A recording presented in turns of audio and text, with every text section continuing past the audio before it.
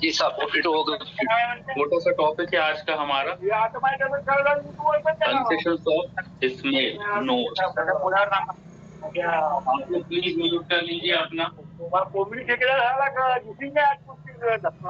आप लोग म्यूट करिए। नमस्कार।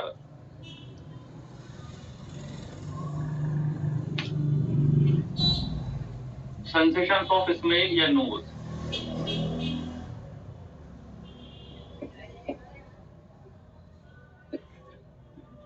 कुछ ज्यादा है नहीं स्मेल में, छोटा सा एक टॉपिक है, 20-25 मिनट का, तो जल्दी से इसको खत्म करते, नेक्स्ट टॉपिक की ओर बढ़ेंगे कल।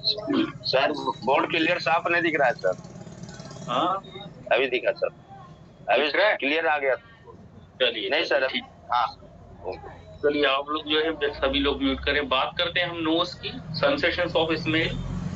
ठीक, तो नोज जैसा कि हमने ईयर में पढ़ा था लास्ट क्लासेस में, कि जो बाहर का जो ईयर होता है ये कार्टिलेज का बना होता है। कार्टिलेज एक टाइप की बोन होती है ना। किसी दिन हम कार्टिलेज और बोन में डिफरेंशिएशंस भी बता देंगे कि कार्टिलेज जो है इतना सॉफ्ट क्यों है और बोन इतना हार्ड क्यों है, तो ये हम बता देंगे नेक्स्ट कभी लेक्चर में, कार्टिलेज और बोन में डिफरेंस, है ना। तो हम बोल सकते हैं कि जो नोज है ये भी क्या, एक कार्टिलेजिनस पार्ट होता है, मतलब सॉफ्ट बोन। कार्टिलेज मतलब सॉफ्ट बोन, तो सॉफ्ट बोन बाहर से जब हम देख रहे होते हैं इसको, तो जो बाहर से जो पूरा हमारा स्ट्रक्चर दिख रहा है नोज का, ये सॉफ्ट बोन का बना हुआ है, ठीक है ना, कार्टिलेज का बना हुआ है।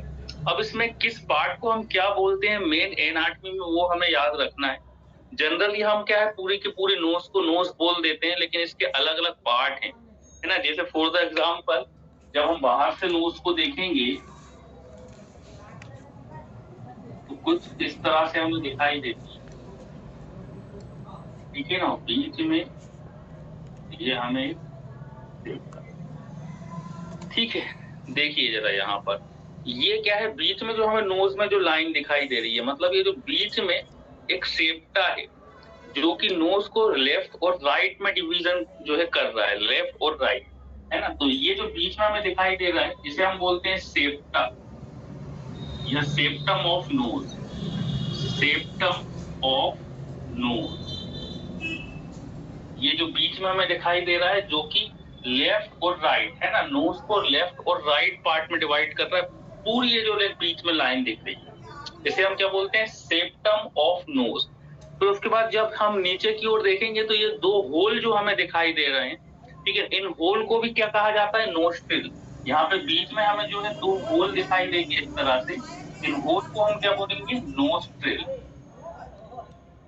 सभी के नाम याद होने चाहिए हमें, किसको हम क्या बोल रहे हैं। तो ये है नोस्ट्रिल। नोस्ट्रिल मतलब जो होल है उन्हें हम नोस्ट्रिल बोलते हैं। बीच में एक सेप्टा दिखाई दे रहा है। इसके अलावा और क्या दिखाई देता है, अब देखते हैं।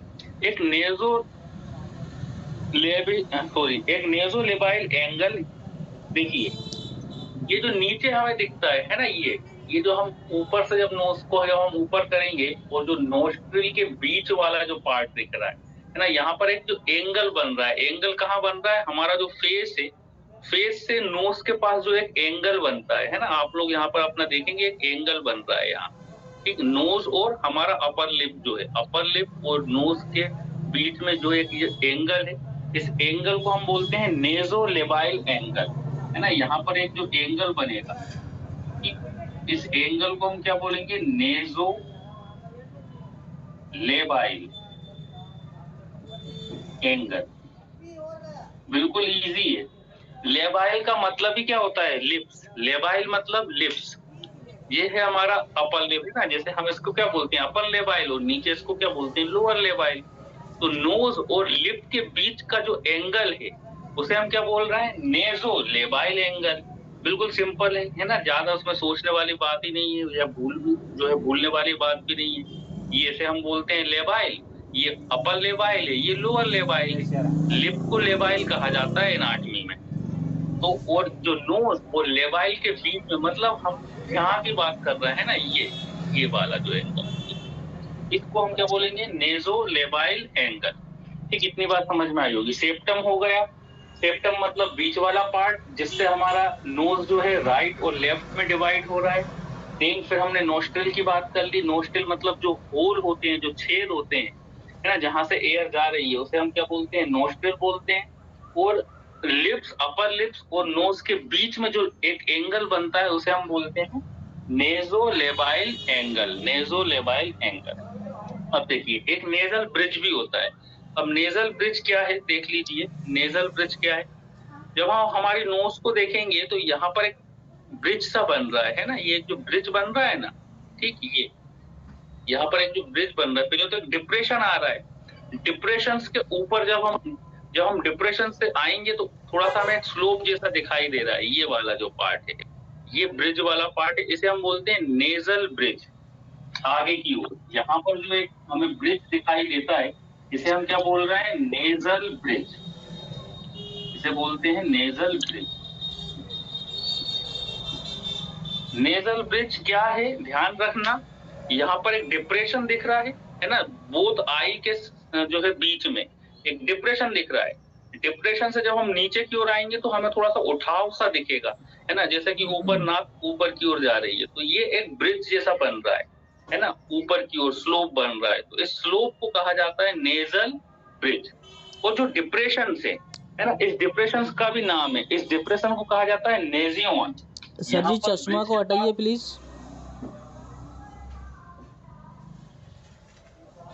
देखिए, ये जो डिप्रेशन है, इस यहाँ पर एक जो डिप्रेशन बन रहा है, यहाँ पर हमारी आई होगी, ठीक है ना, यहाँ पर क्या है? आई है। तो आई के बिल्कुल बीच में, यहाँ पर बोथ आई के बीच में एक आप लोग फील करिए, ये वाला जो पार्ट है ना, ये जो आईब्रो है, आईब्रो के नीचे आप लोग यहाँ पर टच करके देखेंगे तो डिप्रेशन दिख रहा है, एक गड्ढा सा दिख रहा है ना। इस गड्ढे का भी नाम है, इस गड्ढे को कहा जाता है नेजियन। इस गड्ढे को हम क्या बोलेंगे? नेजियन। ये जो गड्ढा है, इस गड्ढे को, इस डिप्रेशन को बोला जाता है नेजियन, ठीक। और नेजियन के बाद फिर ब्रिज शुरू हो जाता है, ठीक है ना, बिल्कुल सिंपल है। देखिए, ये है हमारा नेजियन, जो डिप्रेशन दिख रहा है ये नेजियन, फिर उसके बाद ये जो ऊपर उठाव सा हमें दिख रहा है ना, एक स्लोप सा दिख रहा है, ऊपर की ओर एक स्लोप सा दिख रहा है, ये ब्रिज हो गया, तो इसे हम बोल रहे हैं नेजल ब्रिज। और ये हो गई हमारी नोस्ट्रिल, और जो अपर लेबाइल और नोज के बीच में जो एंगल बन रहा है, उस एंगल को हम क्या बोलते हैं? उस एंगल को बोलते हैं नेजोलेबाइल एंगल। नेजोलेबाइल एंगल, ठीक है ना।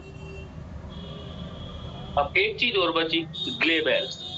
अब जहां पर हमारी नोज खत्म होती है, ठीक है ना, नोज हमारी कहाँ खत्म हो रही है? यहाँ ये, ठीक है ना, नोज हमारी ये यहाँ, जहां पर हम तिलक लगाते हैं ना, बिंदी लगाते हैं, ये जो बिंदी लगाने वाला जो एरिया होता है, ये भी नोज के अंदर ही हम कंसीडर करते हैं, और इसे कहा जाता है ग्लेबेल्स। ये जो बिंदी लगाने वाला जो एरिया, इसे हम क्या बोलते हैं? ग्लेबेल्स। थोड़ी देर से बैठेंगे तो जी, थोड़ी देर से बैठे तो हाँ बैठो। GLABBLES। अभी क्लास स्टार्ट हुई है। GLA और कोई विजिट हो तो वहाँ कर लो। Double M। हाँ, ग्लेबेल्स। ग्लेबेल्स, तो ग्लेबेल्स कौन सा एरिया है? जहां पर हम तिलक लगाते हैं, या फिर गर्ल्स जो है जहां पर जो बिंदी लगाती हैं, दोनों हमारी जो आईब्रो है, आईब्रो के बीच का जो एरिया है, हम नोज को यहाँ तक कंसीडर करते हैं, तो ये वाला जो एरिया होता है नोज का, इसे हम क्या बोलेंगे? ग्लेबेल्स। ग्लेबेल्स, ठीक है ना। देन ग्लेबेल्स के नीचे जाएंगे तो हमारा क्या आ गया? ये नेजियन आ गया। नेजियन मतलब जो डिप्रेशन है, इसे हम नेजियन बोल रहे हैं।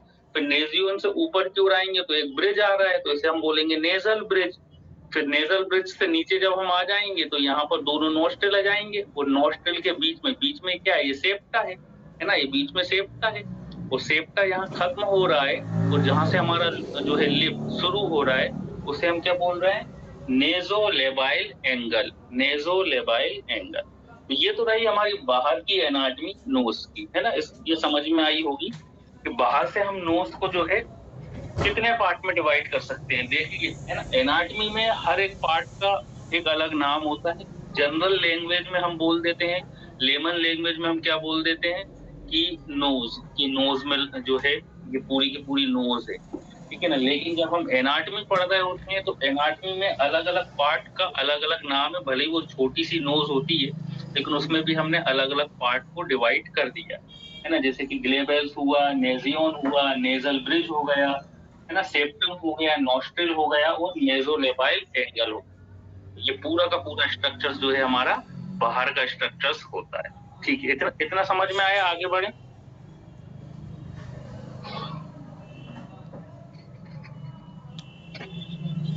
चलिए अब बात करते हैं अंदर से। अब जब हम नोज को अंदर से देखते हैं, ये तो बाहर की एनाटॉमी रही, अंदर से जब हम नोज को देखेंगे तो अंदर हमें क्या दिखता है? म्यूकस मेम्ब्रेन की एक लेयर दिखाई देती है। अंदर जो है हमारे नोज के अंदर एक म्यूकस मेम्ब्रेन दिखती है। आप लोग प्लीज अमल जी अमल अभी आपने वहां से ऑन किया तो हमारी आवाज रिपीट हो रही है। अब देखिए क्या होता है, जब ये तो हमने अभी बाहर से देख लिया, अब हम नोज को आगे से जब हम देखेंगे, सॉरी अंदर से जब हम देखेंगे, इंटीरियर जब हम सरफेस देखते हैं, मान लो हम जब नोज को यहाँ से खोल दें, खोलने के बाद जब हम अंदर से देखेंगे, जैसे कि मान लो ये नोज है ना, हमने यहाँ से बीच में से इंसिजन दिया और नोज को अब खोल दिया, है ना, यहाँ से इसे खोल दिया नोज, तब हमें क्या दिखाई देगा? नोज की जो सरफेस होती है, जैसे कि ये जो सरफेस है, ये सरफेस पे एक मेम्ब्रेन बिछी हुई है, पूरी की पूरी सरफेस पर एक मेम्ब्रेन बिछी हुई है, जिसे हम म्यूकस मेम्ब्रेन बोलते हैं। ठीक है ना, म्यूकस मेम्ब्रेन की एक लेयर बिछी हुई होती है, म्यूकस मेम्ब्रेन। ये म्यूकस मेम्ब्रेन की लेयर करती क्या है? म्यूकस सिक्रीट करती है। ठीक है ना, ये म्यूकस मेम्ब्रेन की लेयर करेगी क्या? म्यूकस को सिक्रीट करेगी। और ये म्यूकस क्यों सिक्रीट करती है? इसके कुछ दो फंक्शंस हैं म्यूकस को सिक्रीट करने के। नोज हमारी अंदर से गीली गीली सी होती है ना, वो गीली क्यों है? बिकॉज अंदर से जब हम नोज को देख रहे हैं तो पूरी की पूरी नोज में एक म्यूकस मेम्ब्रेन बिछी हुई है, और इस म्यूकस मेम्ब्रेन में जो है म्यूकस ग्लैंड होती है ना, छोटी छोटी सी ग्लैंड होती है, और ये ग्लैंड क्या सिक्रीट करती है? एक लिक्विड को सिक्रीट करती रहती है, जिसे हम क्या बोलते हैं? म्यूकस, है ना। और जब कभी सर्दी हो जाती है, जब रनिंग नोज होती है ना, जब जो पानी निकलता है नोज में से, सर्दी जब हो जाएगी किसी पेशेंट को, तो उस समय होता क्या है? ये जो म्यूकस ग्लैंड है, या जो हम बोल सकते हैं म्यूकस जो मेम्ब्रेन है, इस म्यूकस मेम्ब्रेन में ही क्या हो जाता है? इन्फ्लामेशन हो जाता है। और जब ये म्यूकस मेम्ब्रेन में इन्फ्लामेशन हो जाता है, उस कंडीशन में क्या होगा? ये ग्लैंड जो रहेगी, या जो म्यूकस मेम्ब्रेन रहेगी, ये ज्यादा मात्रा में फ्लूइड को सिक्रीट करने लगती है। इस कारण से रनी नोज होने लगती है हमारी, है ना, ज्यादा जो है वाटर जैसा आने लगेगा। लेकिन नॉर्मल जब हम कंडीशन में होते हैं, जब सर्दी नहीं है या किसी को जो है कोल्ड नहीं है, तो उस समय क्या है? ये म्यूकस को उतने ही अमाउंट में सिक्रीट करेगी जितना की जरूरत है अंदर के एनवायरनमेंट को मॉइस्ट रखने के लिए। तो इसके दो काम हैं। दो काम क्या है? कि ये अंदर का एनवायरनमेंट मॉइस्ट रख रही है। और ये मॉइस्ट क्यों रख रही है नोज के अंदर का एनवायरनमेंट? बिकॉज ऑफ जो भी हम ऑक्सीजन ले रहे हैं, है ना, हम जो है ऑक्सीजन लेते हैं तो माउथ से ले रहे हैं, तो वो ऑक्सीजन बाहर एटमॉस्फेयर में जो है ड्राई कंडीशन में होती है, मॉइस्ट नहीं रहती है, वो ड्राई ऑक्सीजन है बाहर जब है। लेकिन हमारे लंग्स को, हमारे बॉडी को मॉइस्ट ऑक्सीजन की जरूरत होती है। तो क्या होता है, जब हम एयर को लेंगे तो ऑक्सीजन क्या हो जाएगी? इस म्यूकस मेम्ब्रेन से जो लिक्विड सिक्रीट हो रहा है, उस लिक्विड के कारण वो क्या हो जाएगी? मॉइस्ट हो जाएगी, और मॉइस्ट ऑक्सीजन हमारे ट्रेकिया के अंदर जाएगी एंड लंग्स के अंदर चली जाएगी, है ना। इसलिए आप लोगों ने देखा होगा हॉस्पिटल में जब कभी किसी को ऑक्सीजन सप्लाई की जाती है, ऑक्सीजन मास्क जब लगाया जाता है, तो मास्क को एक फ्लास्क से जोड़ देते हैं, है ना। इस तरह से आप लोगों ने देखा होगा ना। प्लीज आप लोग, पूजा कटकानी जी, पूजा जी प्लीज आप म्यूट रखें। तो आपने देखा होगा, मान लो ये हमारा पेशेंट है, ठीक है ना, ये पेशेंट है, ठीक है ना, और इसको लगा हुआ है ऑक्सीजन मास्क, ये O2 मास्क लगा हुआ है, और ये इसका कनेक्शन है, ठीक है ना। और यहाँ पर ये कनेक्शन जो होता है, पहले एक फ्लास्क के अंदर भरा होता है पानी, ठीक है ना। और यहाँ पे मान लो ये सिलेंडर, या आजकल तो सेंट्रल लाइन, ये ऑक्सीजन सिलेंडर, ये ऑक्सीजन सिलेंडर, ठीक है ना। तो होता क्या है, आप लोगों ने देखा होगा हॉस्पिटल में कि ऑक्सीजन सिलेंडर से, या फिर आजकल तो सेंट्रल लाइन जो है चलती है, तो जब ऑक्सीजन आ रही होती है तो पहले वो किस में जाती है? एक फ्लास्क में जाती है, उस फ्लास्क के अंदर पानी भरा होता है ना, उसमें से बबल निकल रहे होते हैं, और फिर यहाँ से एक दूसरा ट्यूब निकला रहता है जो कि पेशेंट्स तक पहुंचता है, पेशेंट्स को ऑक्सीजन प्रोवाइड कराता है। तो ऐसा क्यों, ये पानी क्यों भरा होता है? इसलिए ही भरा होता है, बिकॉज ऑफ क्या है कि ऑक्सीजन जो मेन सोर्स से ऑक्सीजन जो आ रही है, तो मेन सोर्स के अंदर भी ड्राई ऑक्सीजन भरी हुई है ना, तो ये मॉइस्ट नहीं है। तो पहले इसको क्या किया जाएगा, मॉइस्ट किया जाएगा, और मॉइस्ट करने के बाद क्या होगा, वो उसको पेशेंट तक प्रोवाइड किया जाएगा। और ये प्रोसेस बहुत जरूरी है मॉइस्ट करने की। यदि किसी पेशेंट को डायरेक्टली यदि बिना मॉइस्ट ऑक्सीजन हमने प्रोवाइड करा दी, तो उसका पूरा जो ट्रेकिया है जल जाएगा, बर्निंग सी होने लगेगी, जलन सी होने लगेगी, पूरा का पूरा ट्रेकिया जल जाएगा। आप लोगों ने कभी ऐसा महसूस भी किया होगा कि सर्दी जो है वो दो तरह की होती है ना, एक तो होती है जिसमें से रनी नोज होती है, और दूसरी तरह की जिसमें नोज जो है बंद हो जाती है ना, जो ड्राई ड्राई सा लगता है, पूरा नोज में ड्राई ड्राई सा लगता है। और उस समय हम जब सांस लेते हैं तो बर्निंग सी होती है, पूरे ट्रेकिया में बर्निंग सी होती है। वो इसलिए होती है क्योंकि म्यूकस मेम्ब्रेन सूख गई है, और म्यूकस मेम्ब्रेन म्यूकस सिक्रीट कर नहीं रही है। तो सिक्रीट जो है म्यूकस नहीं कर रही है, तो क्या होगा, वो ऑक्सीजन ड्राई जा रही है, इसलिए बर्निंग सी होती है। तो ये पहला फंक्शन क्या हो गया म्यूकस मेम्ब्रेन का, पहला फंक्शन तो यही हो गया कि ये जो है वेट, थोड़ी सी मॉइस्ट, वेट नहीं बोलेंगे, मॉइस्ट ऑक्सीजन को जो है हमारे बॉडी में पहुंचाने का काम करेगी।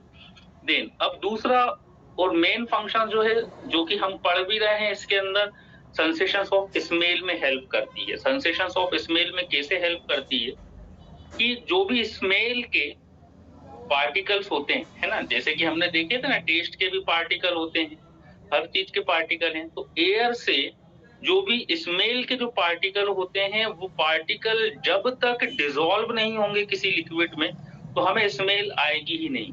उनका डिसॉल्व होना बहुत जरूरी है।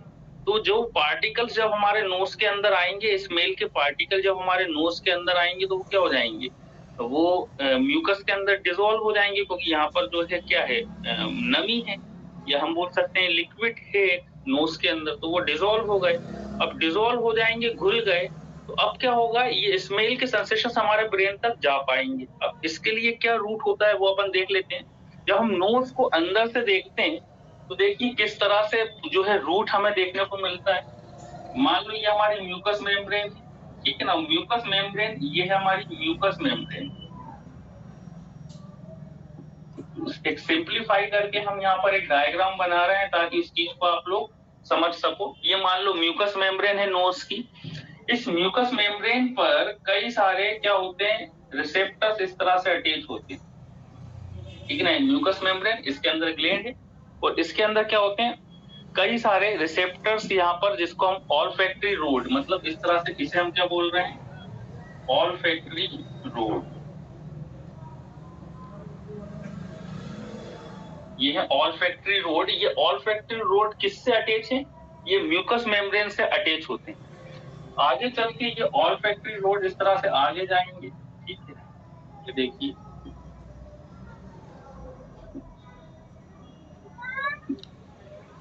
आप लोग प्लीज म्यूट रखें, सभी लोग म्यूट रखें।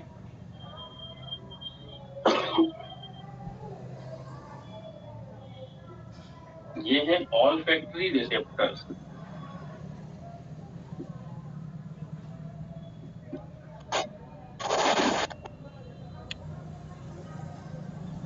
ये है हमारी इथेमॉइड बोन।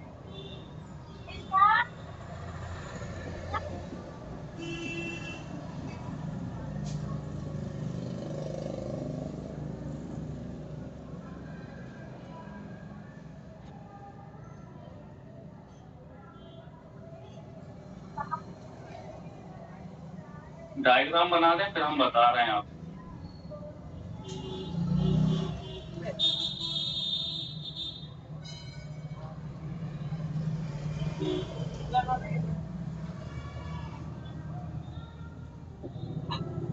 देखिए कुछ इस तरह से स्ट्रक्चर्स होता है नोज का।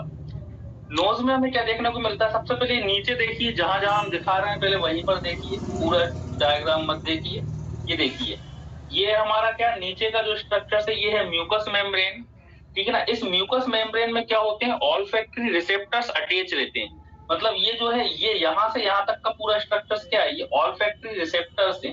और ये जो दिख रहा है हमें, तो ये क्या होता है, ये ऑल्फैक्टरी रिसेप्टर्स के ऑल्फैक्टरी रोड, मतलब हम बोल सकते हैं ये रिसेप्टर्स हैं, और रिसेप्टर्स का एक टर्मिनल एंड है। ये टर्मिनल एंड किससे आके जुड़ जाता है, हमारे नोज के अंदर जो म्यूकस मेम्ब्रेन है उससे आके ये टर्मिनल एंड जुड़ गया। और इस टर्मिनल एंड को हम क्या बोल रहे हैं, ऑल्फैक्टरी रोड, है ना। ऑल्फैक्टरी रोड से आप याद रखें, ये ऑल्फैक्टरी रोड किसके होते हैं, ऑल्फैक्टरी रिसेप्टर्स के होते हैं। ये पूरे के पूरे ऑल्फैक्टरी रिसेप्टर्स दिख रहे हैं, ठीक है ना। अब होता क्या है, ये जो ऑल्फैक्टरी रिसेप्टर्स हैं ये ऊपर की ओर जाएंगे तो एथेमॉइड बोन को पार करेंगे। ये बीच में उनको क्या मिलती है, नोज के अंदर एक एथेमॉइड बोन भी है ना। हम जानते हैं एथेमॉइड बोन, एनाटॉमी में हम पढ़ भी चुके हैं इंट्रोडक्शन वाले पार्ट में। तो एक बीच में क्या है, ये एथेमॉइड बोन। और एथेमॉइड बोन के पीछे, एथेमॉइड बोन के पीछे ये कहाँ पहुंच जाते हैं, ये पहुंच जाते हैं ऑल्फैक्टरी बल्ब के पास। ये वाला जो स्ट्रक्चर दिख रहा है इसे हम बोलते हैं ऑल्फैक्टरी बल्ब, ऑल्फैक्टरी बल्ब। अब देखिए हो क्या रहा है, ये ऑल्फैक्टरी बल्ब तक पहुंचेंगे और यहाँ जाके बस सेंसेशंस को छोड़ देंगे, स्मेल के सेंसेशंस को यहाँ आके छोड़ देंगे। अब यहाँ से निकलते हैं सेकंड ऑर्डर न्यूरॉन्स। हमने बताया था कि second order neurons, first order neurons निकलते हैं ना। एक ही जो है न्यूरॉन सेंसेशंस को लेकर ब्रेन तक नहीं जाता, तो यहाँ से क्या निकलेंगे, सेकंड ऑर्डर न्यूरॉन्स। तो क्या याद रखोगे आप लोग कि स्मेल के सेंसेशंस के लिए सेकंड ऑर्डर न्यूरॉन्स कहाँ से निकलते हैं, स्मेल के सेंसेशंस के लिए second order neurons olfactory bulb से निकलते हैं, है ना। ये हमारे पूरे फर्स्ट ऑर्डर न्यूरॉन्स है, ये पूरा का पूरा एक न्यूरॉन से, है ना। यहाँ से लेके यहाँ तक का पूरा एक न्यूरॉन से, और यहाँ से फिर क्या निकल रहा है, ये सेकंड ऑर्डर न्यूरॉन्स निकल रहे हैं। और सेकंड ऑर्डर न्यूरॉन्स डायरेक्टली कहाँ पहुंच जाते हैं, हमारे ब्रेन में पहुंच जाते हैं। और ब्रेन में जाके क्या करते हैं, सेकंड ऑर्डर न्यूरॉन्स ये हमारे ब्रेन में पहुंचकर ब्रेन में जाके हमें स्मेल का ज्ञान कराते हैं, ठीक है ना। इस तरह से ये हमारा ट्रैक बनता है। इसे पूरे को हम क्या बोलते हैं, ऑल्फैक्टरी, ऑल्फैक्टरी ट्रैक। ये पूरा का पूरा जो ट्रैक है, इस ट्रैक को हम क्या बोल रहे हैं, ऑल्फैक्टरी ट्रैक। तो इस तरह से ये हमारा ऑल्फैक्टरी ट्रैक काम करता है। जैसे एक बार सुनिए, देखिए हमने बताया नोज को जब हम अंदर से देखते हैं तो पूरा का पूरा क्या है, म्यूकस मेम्ब्रेन का जाल बिछा हुआ है, या हम बोल सकते हैं म्यूकस मेम्ब्रेन की लेयर बिछी हुई है। ये म्यूकस मेम्ब्रेन की लेयर करती क्या है, ये लिक्विड को जो है सेक्रेट करती है, जिसे हम म्यूकस बोल रहे हैं। तो जैसे ही स्मेल के पार्टिकल्स हमारे नोज के अंदर जाते हैं तो वो लिक्विड में क्या हो जाते हैं, डिसॉल्व हो जाते हैं। और लिक्विड में डिसॉल्व हो जाएंगे तो अब क्या होगा, इस लिक्विड में मान लो यहाँ पर पूरे में म्यूकस मेम्ब्रेन में लिक्विड भरा हुआ है, मान लो ये लिक्विड है, ठीक है ना। इसमें क्या भरा हुआ है, ये म्यूकस भरा हुआ है म्यूकस मेम्ब्रेन में। और इसी लिक्विड के अंदर ऑल्फैक्टरी जो रिसेप्टर्स हैं उनका क्या है, ऑल्फैक्टरी रोड जुड़ी हुई है ना, जो कि सेंसेशंस को कैरी करेंगी। तो उन्होंने क्या करा, यहाँ से पार्टिकल्स को कैरी किया, कैरी करके कहाँ चलेगा, डायरेक्ट बल्ब के पास चलेगा। ये एथेमॉइड बोन बीच में पड़ती है। ये एथेमॉइड बोन हमने इसलिए बनाई है ताकि आप लोग ध्यान रखें कि एथेमॉइड बोन के पीछे ऑल्फैक्टरी बल्ब मिलेगा। ये ऑल्फैक्टरी बल्ब एक इम्पोर्टेंट स्ट्रक्चर इसलिए है बिकॉज न्यूरॉन्स यहीं से चेंज होता है।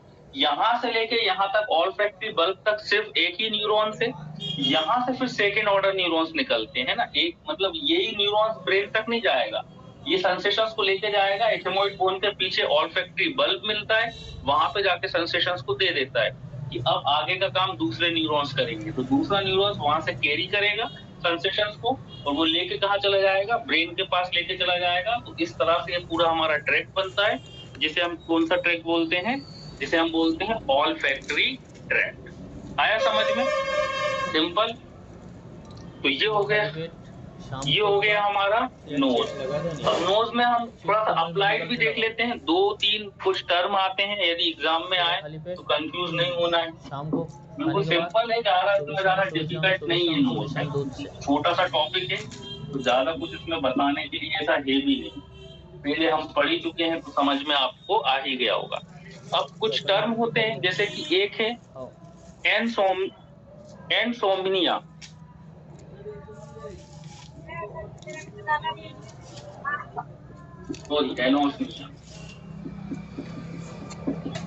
एनोस्मिया। यदि कहीं पर ये वर्ड लिखा हुआ मिल जाए तो ये नोज से रिलेटेड वर्ड है। इसका मतलब होता है टोटल लॉस ऑफ स्मेल का टोटल लॉस हो जाना, मतलब स्मेल आना ही नहीं। इस कंडीशन को हम क्या बोलते हैं, एनओस्मिया, इस कंडीशन को हम बोलते हैं एनओस्मिया। एनओस्मिया मतलब total loss of smell, smell का ज्ञान ही नहीं होना। ठीक, दूसरा है हाइपोस्मिया, दूसरा वर्ड है हाइपोस्मिया। अब ये आप खुद ही बता देंगे हाइपोस्मिया। हाइपोस्मिया का मतलब होता है डिक्रीज हो जाना, सेंसेशंस का डिक्रीज हो जाना, मतलब लॉस तो नहीं हुआ है लेकिन प्रॉपर तरीके से सेंसेशंस नहीं आ रहे हैं। डिक्रीज स्मेल सेंसेशन, स्मेल के सेंसेशंस क्या हो गए यहाँ पर, डिक्रीज हो गए। इस कंडीशन को हम क्या बोलेंगे, हाइपोस्मिया। हाइपोस्मिया मतलब डिक्रीज होना, एनोस्मिया मतलब टोटल लॉस हो जाना, ठीक है ना। एक होता है हाइपरोस्मिया, हाइपो है तो फिर हाइपर भी हो जाएगा, हाइपरोस्मिया। अब हाइपरोस्मिया का क्या मतलब हो जाएगा, जरूरत से ज्यादा टेस्ट के स्मेल के सेंसेशंस आना, मतलब क्या हो जाना यहाँ पर, इंक्रीज हो गए है ना, इंक्रीज ऑल्फैक्टरी सेंसेशन। इसका क्या मतलब हुआ, increase olfactory, increase olfactory sensation, increase olfactory sensation मतलब ज्यादा बढ़ जाना। एनोस्मिया टोटल लॉस हो जाना, हाइपोस्मिया कम हो जाना, और हाइपरोस्मिया मतलब जरूरत से ज्यादा ही बढ़ गए, टेस्ट जो स्मेल के सेंसेशन कुछ ज्यादा ही आ गए। अच्छा, हाइपरोस्मिया को ऑल्फैक्टरी हाइपर एस्थीसिया भी बोला जाता है इसको, है ना। एक वर्ड और है इसका, ये भी लिख लीजिएगा, ऑल्फैक्टरी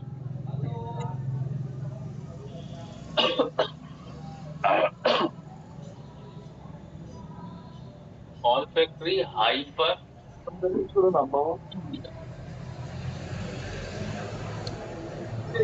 सरब जी आप माइंड म्यूट कर लीजिए सरब जी।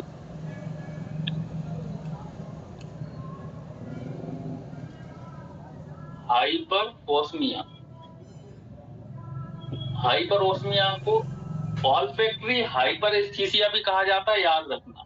या तो हम बोल सकते हैं हाइपरोस्मिया या फिर हम क्या बोल सकते हैं, ऑल्फैक्टरी हाइपरेस्थीसिया, ऑल्फैक्टरी हाइपरेस्थीसिया या फिर हाइपोस्मिया, बात एक ही है, ठीक है ना। कभी कभी एग्जाम में यदि मान लो इस नाम से आ जाए तो कि क्या है, दो नंबर, एक नंबर में ये पूछा जा सकता है, 2 नंबर में पूछा जा सकता है कि ऑल्फैक्टरी हाइपरेस्थीसिया का क्या मतलब होता है ना। तो फिर बता नहीं पाते ऑल्फैक्टरी हाइपरेस्थीसिया मतलब जरूरत से ज्यादा, या हम बोल सकते हैं इंक्रीज ऑल्फैक्शन या इंक्रीज ऑल्फैक्टरी सेंसेशंस, स्मेल के सेंसेशंस इंक्रीज हो जाना, इस कंडीशन को हम बोलते हैं ऑल्फैक्टरी हाइपरेस्थीसिया, ठीक है ना। 2 नंबर में आता है, सिर्फ उसका हमें बताना पड़ता है एग्जैक्ट मीनिंग, एग्जैक्ट मीनिंग क्या है।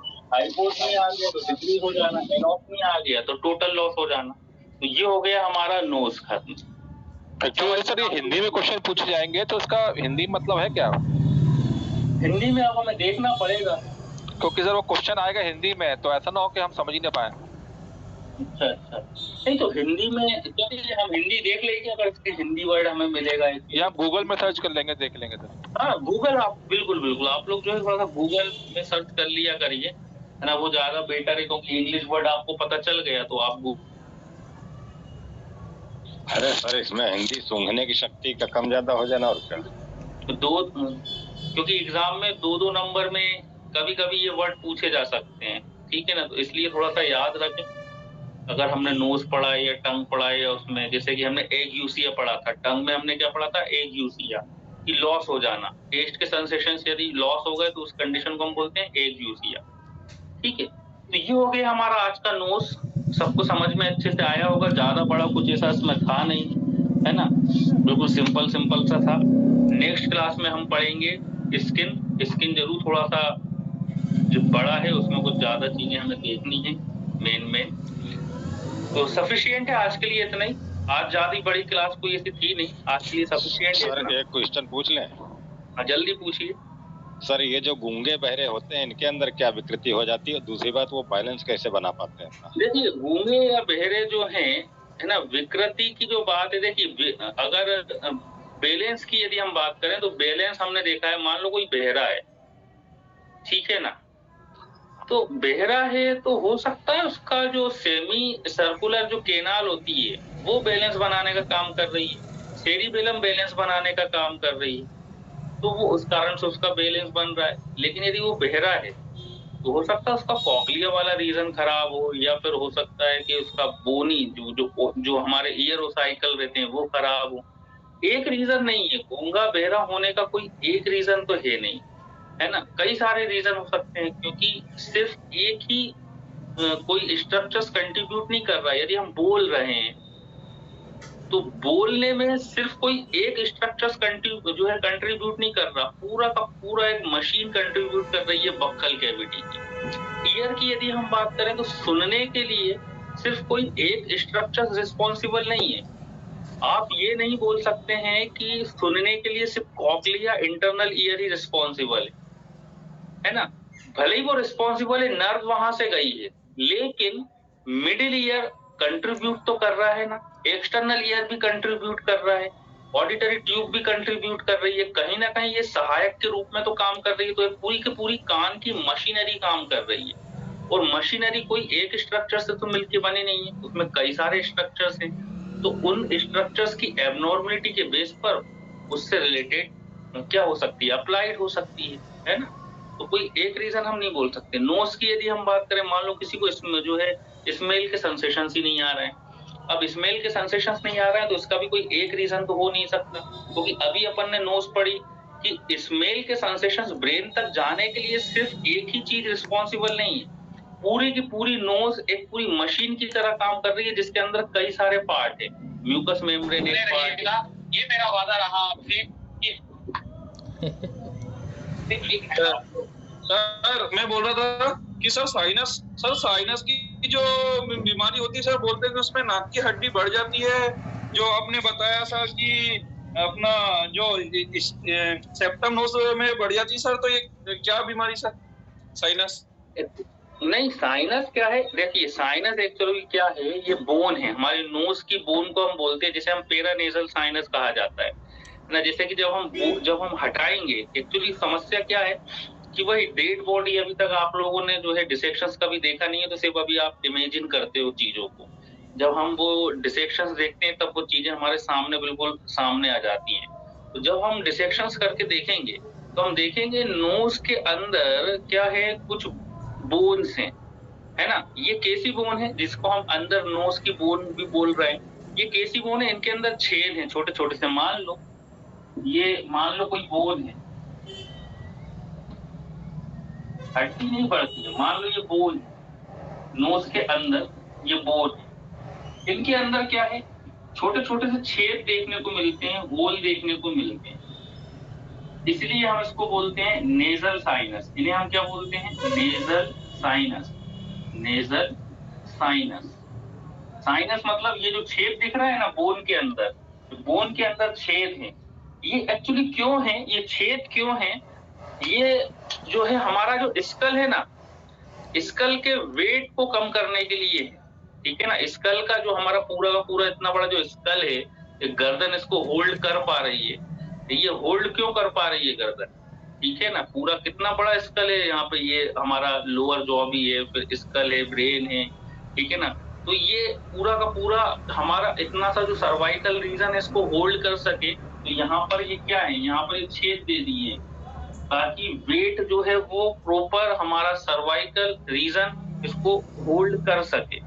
ठीक, अब होता क्या है, जो साइनस की जो प्रॉब्लम होती है ना, वो साइनस में होता क्या है, ये छेद के पास है ना, एक छेद को हमने बाहर इतना बड़ा करके निकाल दिया, यहाँ से एक साइनस को हमने बाहर निकाला। तो जब हम इस साइनस को बाहर देखेंगे तो यहाँ पर इस तरह से मेम्ब्रेन से एक मेम्ब्रेन है, ठीक है ना, ये एक मेम्ब्रेन है। इस मेम्ब्रेन में क्या हो जाता है, इन्फ्लामेशन हो जाता है। इस मेम्ब्रेन में क्या हो गया, इन्फ्लामेशन। तो जब इस मेम्ब्रेन में इन्फ्लामेशन हो जाता है तब इसे हम क्या बोलते हैं, इसे हम बोलते हैं साइनस की प्रॉब्लम हो गई, है ना, जिसे हम पेरानेजल साइनस भी बोलते हैं। बस सिंपल सा इतना सा फंडा है। ठीक, आया समझ में? Sir, 2 minute. एबनॉर्मलिटी है तो उसके लिए सर वर्टिगो की बीमारी आ सकता है सर? क्या आ सकता है? अगर कोई एबनॉर्मलिटी है तो जो वर्टिगो चक्कर की बीमारी यार की एबनॉर्मलिटी की वजह से हो सकता है। पेरानेजल साइनस में चक्कर, वर्टाइगो वर्टिगो की प्रॉब्लम आ सकता है। हाँ आ सकता है ना, क्यों नहीं आ सकता। अभी हमने क्या बताया कि ये जो नेजल जो ये साइनस है, ये बोन के अंदर जो छेद हैं, इन्हीं को हम साइनस बोल रहे हैं। ये छेद क्यों है, अभी हमने बताया ये छेद है हमारे हेड का, जो हमारा पूरा का पूरा स्कल है, इसके वेट को कंट्रोल करने के लिए। क्योंकि छेद है तो वो कंट्रोल हो जाता है, यदि ये नहीं होते तो कंट्रोल नहीं हो पाता, ठीक है ना। अब मान लो इसमें कोई प्रॉब्लम आ रही है तो बिल्कुल चक्कर भी आ सकते हैं, क्यों नहीं आ सकते, है ना। और क्या हो सकता है, रेस्पिरेटरी जो है डिसीज वो भी हो सकती है। और क्या हो सकता है, सर्दी खांसी जो है बनी रह सकती है, कि हर कभी सर्दी खांसी हो जाती है। क्योंकि वो क्या है कि जब आप आगे पढ़ोगे, है ना, पीएम वगैरह में इसका क्या है ज्यादा डिस्क्रिप्शन से बीमारियों के बारे में, क्योंकि देखिए यहाँ तो हमारा क्या है एनाटॉमी और फिजियोलॉजी, तो हम ये क्या है कि सिलेबस के ज्यादा बाहर जाना चाहते नहीं है ना, बिकॉज ऑफ हम यहाँ पर पढ़ रहे हैं एनाटॉमी और फिजियोलॉजी। लेकिन जितनी चीजें हमें लगता है कि ये इससे रिलेटेड थोड़ी सी चीज है, ये जानना जरूरी है, वो तो हम बता देते हैं। लेकिन बियॉन्ड, बिल्कुल बियॉन्ड नहीं जाना चाहते, नहीं तो फिर एक एक बीमारी को भी यदि हम पढ़ाने लग जाए तो फिर बड़ा समस्या आ जाएगी, बहुत लंबा लेक्चर भी हो जाएगा और फिर अपनी ये चीजें छूट जाएंगी। क्योंकि एक एक बीमारी के ऊपर जो है 3-3, 4-4 लेक्चर भी निकल सकते हैं। साइनस यदि पढ़ाने चाहें तो 3 से 4 लेक्चर निकल जाएंगे साइनस के ऊपर, ठीक है ना। तो हम कोशिश ये करते हैं रिलेटेड अप्लाइड बता दी जाए। रिलेटेड अप्लाइड जो है इसलिए बता देते हैं ताकि अपन को थोड़ा तो नॉलेज हो उस चीज के बारे में, है ना, कि एक्चुअली ये है क्या उससे रिलेटेड। चलिए तो अपन मिले कल की क्लास। ये नाकों से जो ब्लड आने लगता है, हाँ जी सर, जो नाकों से ब्लड आने लगता है कुछ लोगों को गर्मी से, और जी इसका रीजन क्या होता है सर? एक्चुअली क्या है, जो हमारी नेजल आर्टरी है ना, वो नेजल आर्टरी परफोरेटेड हो जाती है, ठीक है ना। परफोरेटेड मतलब वो डायलेट हो जाएगी, नेजल आर्टरी डायलेट हो जाएगी, और नेजल आर्टरी जब डायलेट हो जाती है तो नोज ब्लीडिंग होने लगती है। एक्चुअली यदि हम नेजल आर्टरी की बात करें तो वो स्किन के जस्ट नीचे अंदर, स्किन के जस्ट नीचे मतलब बिल्कुल ऐसा नहीं कि बिल्कुल बाहर ही है, वो स्किन के जस्ट नीचे होती है, ठीक है ना, बिल्कुल सुपरफिशियल रहती है नोज में नेजल आर्टरी। इसलिए देखा होगा यदि कोई नोज पर मुक्का मार दे तो बिल्कुल ब्लड आ जाएगा, है ना। आप लोगों ने ध्यान दिया होगा ना, तो मान लो नोज पर कोई इस तरह से ब्लो करती हुई चीज मार दे तो हमारा नोज से ब्लड आने लगेगा, बिकॉज ऑफ जो नेजल आर्टरी होती है। लेकिन यदि हम यहाँ मुक्का मारे, कान में मारे तो ब्लड नहीं आता, लेकिन नोज में जरा में ही आ जाता है। जरा सा यदि हाथ लगेगा तो नोज में से ब्लड आने लगता है, बिकॉज ऑफ नोज के जस्ट नीचे जो स्किन है ना, उस स्किन के जस्ट नीचे ही हमारी नेजल आर्टरी है। सर नेजल आर्टरी में अगर जाम हो जाए तो नासूर हो जाता है क्या सर? किसमें? नेजल आर्टरी में यदि जाम म्यूकस का मतलब इकट्ठा हो जाता है, मतलब एकत्रित हो जाता है, तो उसमें नासूर हो जाता है क्या सर? ना मतलब वो उसमें से